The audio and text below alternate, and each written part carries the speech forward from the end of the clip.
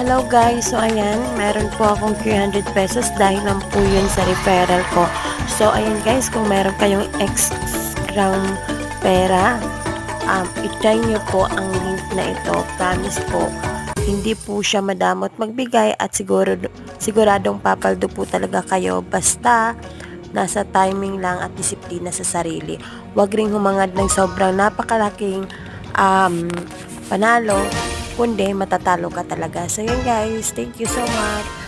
Kung titingnan nyo guys, nagbet lang ako ng 3 pesos. Ayan, 3 pesos lang talaga yung binibet ko at ayan po yung ano ko, yung panalo.